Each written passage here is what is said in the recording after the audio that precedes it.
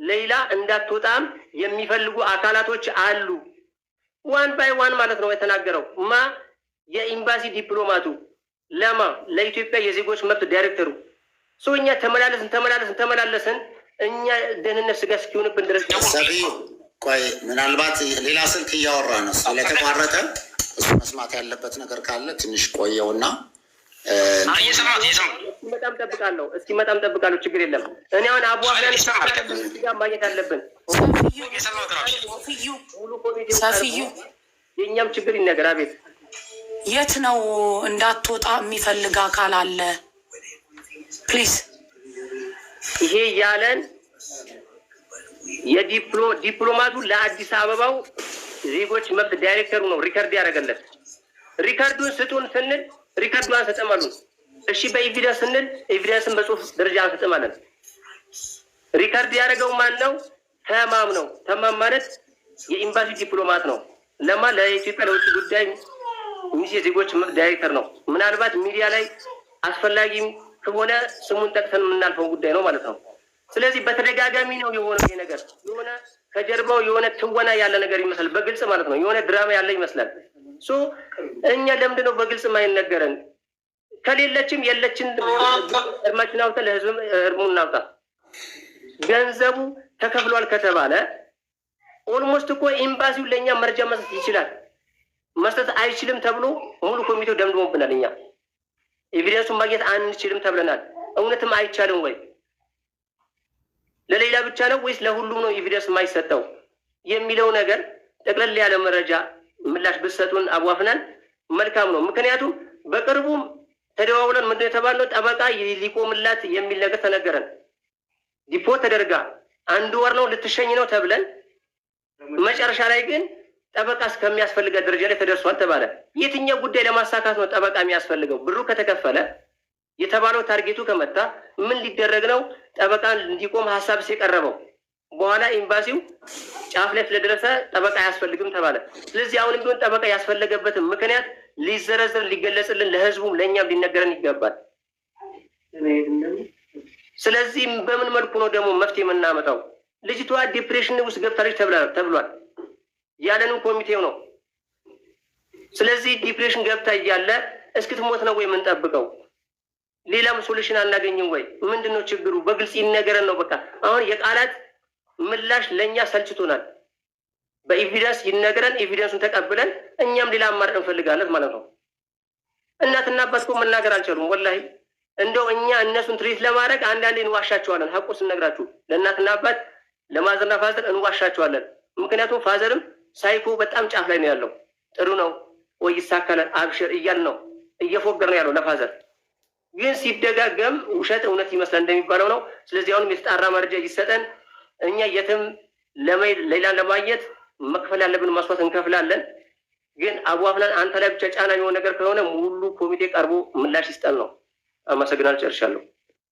እኔ የእሱ መልስለት እንዳትወጣሽ እንዳትወጣ ለማለት ነው። እኔ ሌላ ነገር አለ እንዳይደራረበበት አቡዋፍናን ሰፊው ባወራው ነገር ላይ የሁሉም ሰው ጥያቄ ነው። ለእኔ ይኸኛው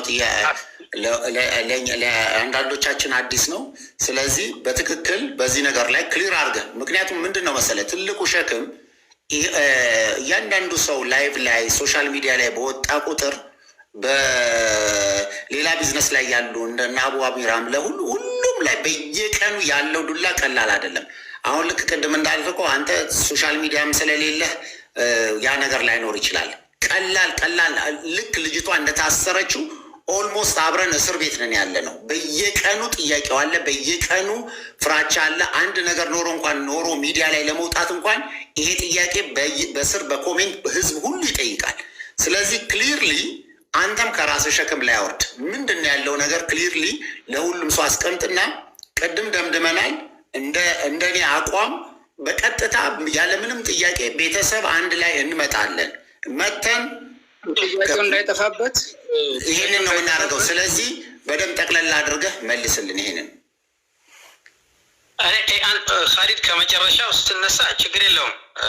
መጣቸውም እኛ ተቀብለን ከሚመለከተው አካላት ጋር ለኢትዮጵያ ኤምባሲ ያለ በደንብ ሁሉም ጋር ኮንታክት ተደርጎ ልጅቷ ያለችበት ሁኔታ ለማየት ማንንም ይከለክላል ብዬ አላስብም። ከዛ ውጭ ግን እኔ ሰፊ አሁን የመጨረሻኛ አሁን ራሱ እዚህ ገብቼ የምናገረው እኔ ኮሚቴውን ወክዬ ነው። የሌላ ኑር ሰቦን ህይወት ለማትረፍ የተሰበሰብ ነው የሌላ ቲም ጥያቄ አለን። በአለም ዳርቻ የምትገኙ እህቶች ወንድሞች፣ ሙስሊም ክርስቲያን ገንዘባችሁን ታይማችሁን ከኛ ጋር ቀን ከሌሊት ስፔንድ ያደረጋችሁ በሙሉ ከምሽቱ 3 ሰዓት ላይ እንዳትቀሩ። ይሄ በጣም ሲሪየስ ማተር ነው። ሁለት ነገሮች አሉ። የመጀመሪያው በኢትዮጵያ በህጋዊ ፍቃድ ተወስዶ ገንዘቡ ወደ ኤምባሲ ሪያድ ትራንስፈር የተደረገበት እኛ ደረሰኛለን። ገንዘቡ ትራንስፈር ከተደረገ በኋላ ተከፈለ ተባለ። ኦኬ ከተከፈለ በኋላ ለምንድን ነው ወደ ሀገር ማተላከው ብለን ስንጠይቅ አይ ፕሮሰስ አለ በአንድ አይደለም እዚህ ሀገር ህጉ እንደሌላ ሀገር አይደለም ተባለን። እሺ አለን። አሁንም ደግሞ ድጋሚ ስንጠይቅ አሁን ከከፍተኛ ፍርድ ቤት ዲፖርት ትደረግ የሚል ወረቀት እሱ ብቻ ነው እየጠበቀን ያለ ነው ተባለን። እሺ አለን። ከነበረችበት እስር ቤት እስከዛሬ ከነበረችበት እስር ቤት በፊት ወደ ነበረችበት ትራንስፈር ተደረገች። ለምን ተደረገች ብለን ጠየቀን። ስንጠይቅ ወደዛ ትራንስፈር የተደረገችው ወደ ሀገሯ ዲፖርት ልትደረግ ስለሆነ እዚህ ሀገር እንደዛ ነው አካሄዱ ተባለን። እሺ አለን። እዛ ሀገር ላይ ኮሚቴዎች አሉ የሷን ጉዳይ የሚከታተሉ። ከኛ ከህዝቡ የሚጠበቀውን ነገር ጨርሰናል። ኮሚቴዎቹ ቆይ ጠብቁ ነው እየተባለን ያለ ነው። ኤምባሲ ጉዳዩን ይዞት አሁን ኤምባሲ ጥግያ ሊያደርሰው ነው ተባለን። ይሄን ከተባለን አሁን እንግዲህ 6 ወር ሊሆነው ነው። እስካሁን ደግሞ ምንም የሰማነው ነገር የለም አዲስ ነገር። ሌላ የተደበቀ ነገርም ካለ ማወቅ እንፈልጋለን። ያለውንም ነገር ደግሞ ምን እንደሆነና ከዚህ በኋላ መቼ ነው እቺ እህታችን አገሯ የምትገባው? ገንዘቡ ከተከፈለ ኤምባሲ እዛ ሀገር ላይ ያለው የህዝቡን ችግር ለመቅረፍ ነው አይደል? እዛ ጋር ማናቀውም ነገር ካለ እንዲያሳውቁን እንፈልጋለን ከኮሚቴው ከኤምባሲ። ይሄ ዓለም የተሳተፈበት ነገር ነው። ዝም ብለን ቆይ ጠብቁ እየተባለን መጠበቅ አንችልም። እህቶች ወንድሞች ከምሽቱ 3 ሰዓት ላይ እንዳትቀሩ። ለዚህ ነገር መፍትሄ ማምጣት እንፈልጋለን ከህግም አካል እዛም ካለው ኮሚቴ። እንዴት ናችሁ ያ ጀማ? በውጭ ሀገር እንዲሁም በአርደል ሀበሻም ያላችሁ እህት ወንድሞች ለሌላ ወጣችሁ ወረዳችሁ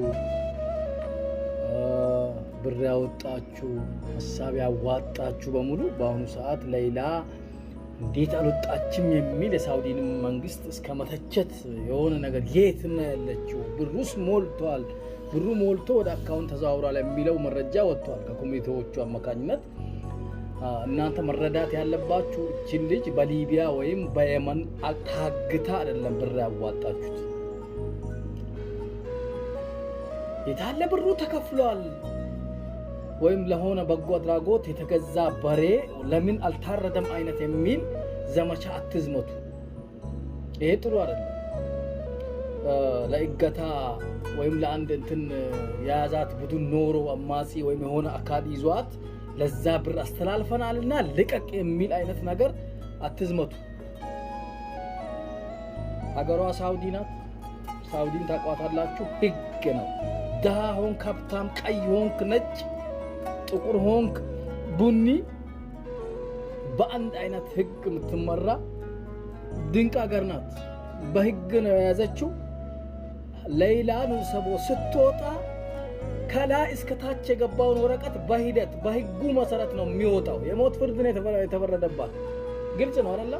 የሆነ ነገር ተብሎ ምናምን አይደለም። የሞት ፍርድ የተፈረደባት ልጅ የተቀመጠውን ወረቀት በሂደት የፈረሙ ሼኮች በሙሉ ፍርድ ቤቶች እያንዳንዳቸው ይሄው አልቋል እየተባለ ነው የሚሄደው። የፍርድ ሂደቱ በጣም ለዚህ ምሳሌ እንዲሆን የሆነ ኢትዮጵያ አንድ ሰውዬ ነበር አሉ። አንድ ሰውዬ አይኑን ታውሮ ሁለት አይን የለውም። ከውጭ ሀገር ፈረንጅ በነፃ የሚያክም መጣ አሉ። ፈረንጅ ነው። ከዛ በኋላ በነፃ የሚያክም ፈረንጅ ስለመጣ አይናቸው ታወረ በሙሉ ኑ አይናችሁ ይታከማል ተብሎ መተው ሰልፍ ይዘው በጣም ረጅም ሰልፍ ነው እየሰራ እያስተካከለ እንትን እያከመ መሸ። መግሪብ አካባቢ ሲደርስ መጨረሻ ላይ አንድ ሰው ቀርቶ በቃ አንተ ነገ ጠዋት አክምሃለሁ አይነህ እኔ አሁን ደክሞኛል ከሺህ በላይ ሰው ነው ያከምኩት ስለዚህ ነገ ጠዋት በ2 ሰዓት ና ሲለው ማታ እንዴት አድራለሁ አለው። ማታ እንዴት አድራለሁ እድሜው 30 ነው አሉ። 30 ዓመት ሙሉ ታውረህ እስከ ነገ 2 ሰዓት አጣብቅማ እንደውም አይነን አላክምህም ብሎ አባሮታል ይባላል። እንደዚህ መሆን መቻል የለብንም። 10 ዓመት ታስራለች። እንደውም የሞት ፍርድ ተወርዶባት ነበር። አሁን ልትወጣ ነው። አሁን 5 6 7 ወር እንዴት ረዘመ ባንል ጥሩ። ይሄ ምቸቀል ይላል ስልጤ። እንደዚህ አይነት ነገር ጥፍሯን ጠፍር እያደረገ